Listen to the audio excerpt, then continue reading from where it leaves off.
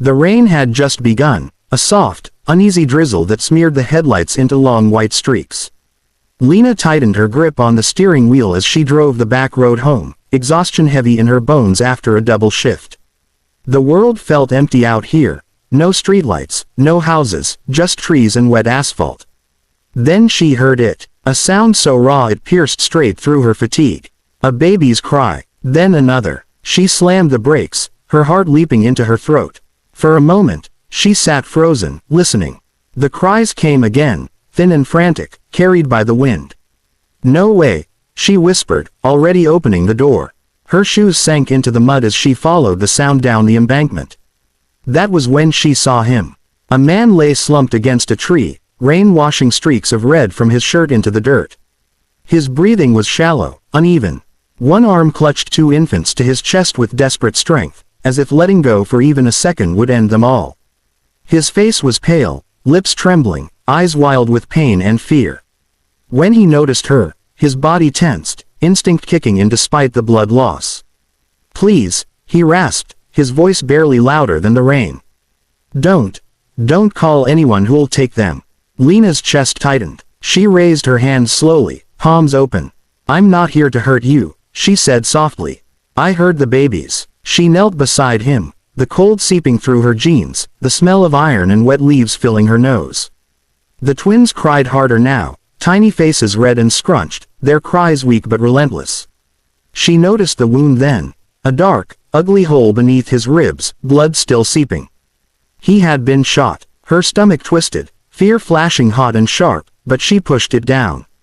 She'd learned how to do that after her own husband died, after nights when panic wasn't an option because a child needed her. "I'm a mom," she told him quietly.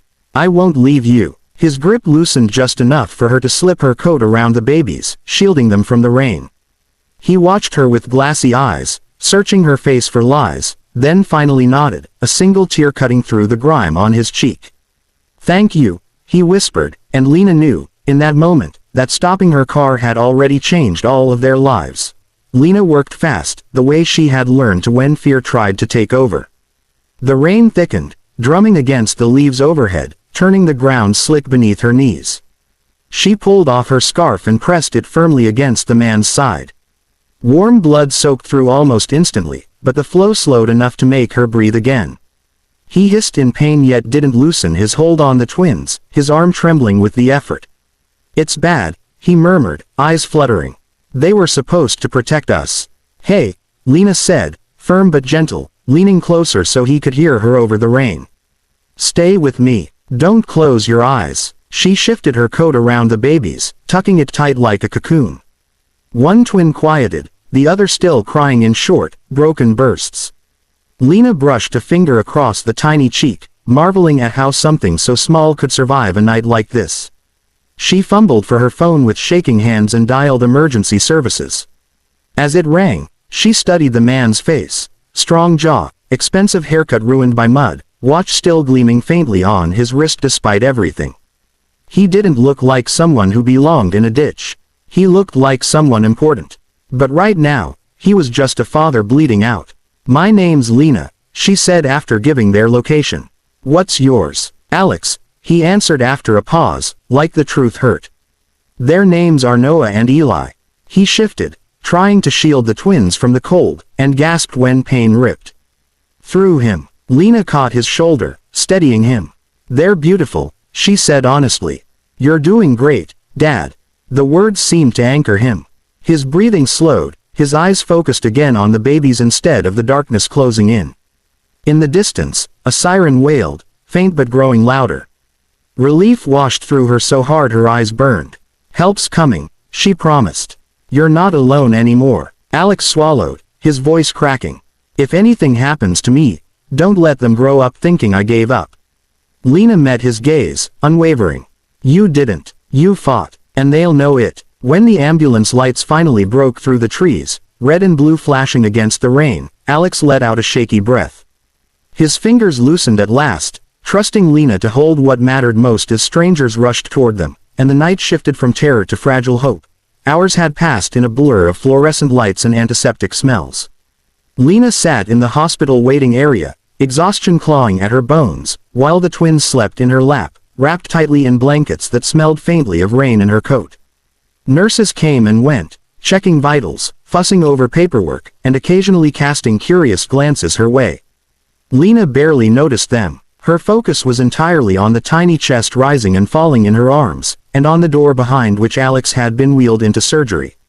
When the men arrived, the shift in the atmosphere was immediate. They were impeccably dressed, eyes sharp, movements calculated, people used to command and control. One of them approached cautiously, as if stepping on delicate ground. "You found Mr. Hale?" he asked, voice low, urgent. "You saved his sons." Lena blinked. "Mr. Hale," she repeated, confusion thick in her throat. The man's jaw tightened. "Alexander Hale, billionaire, CEO, one of the most powerful men in the country. You," he glanced at her, incredulous, "you saved him." Her mind raced, the pieces clicking together slowly. The man she had found bleeding in a ditch, arms shaking from blood loss, holding his babies as if they were the only thing keeping him alive, he wasn't just anyone.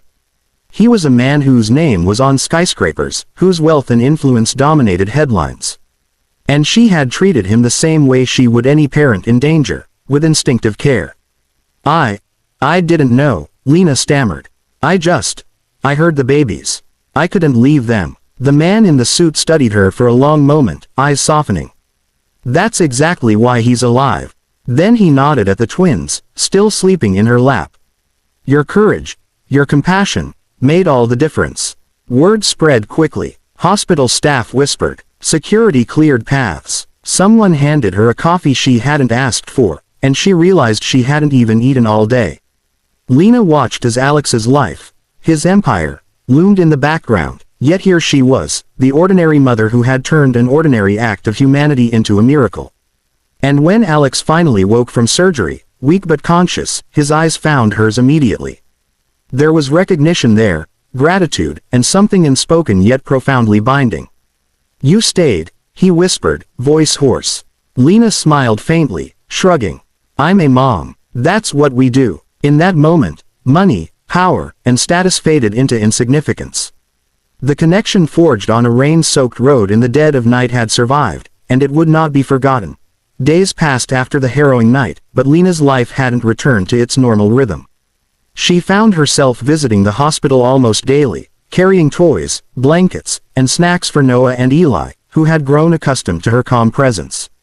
Each time she walked into the room, Alex's gaze followed her, a mix of awe, gratitude, and quiet admiration in his tired eyes. He was recovering, slowly regaining strength, but the real recovery, trust, safety, and peace for his children, was only beginning. He would watch her rock the twins, whispering their favorite songs, and marvel at the ease with which she calmed them. "I don't know how you do it," he admitted one afternoon, his voice weak but earnest. Lena shrugged, brushing back a damp strand of hair. "I'm just a mom," she said simply. "You do what you have to." But Alex saw something else in her, strength he had never encountered in the boardrooms or lavish offices of his empire. Real, unwavering courage. The investigation into the shooting unfolded rapidly. Betrayal, corporate rivalry, and greed were all exposed, but Lena stayed on the sidelines. She wasn't interested in headlines or fame. She had acted out of instinct, out of empathy. Yet Alex made sure she couldn't be ignored. He insisted she be involved in every decision concerning the twins, from medical updates to legal matters. Slowly, their bond deepened, not because of wealth or power, but because of shared experience in the raw, undeniable humanity of that night. Months later, life had shifted in subtle but profound ways. Lena's apartment felt warmer, her children more secure, and her world a little larger. Alex, now fully recovered, made gestures that went beyond gratitude. He offered opportunities, yes, but more importantly, he offered respect and partnership. There were no grand displays of wealth or entitlement, just steady support and the knowledge that someone she had saved had never forgotten her. One evening, as the twins giggled while stacking blocks on the living room floor, Alex watched from the couch, a rare smile on his face. "I don't know what I would have done without you," he murmured. Lena looked up, meeting his eyes with the same quiet certainty she had shown in the ditch months before. "You'd still be alive, Probably very grumpy, she teased softly. He laughed, a low, relieved sound, and for the first time, the weight of power and money felt secondary to something far more important: connection, trust, and the simple courage to care. The rain-soaked night that had brought them together seemed a lifetime ago, but its impact lingered.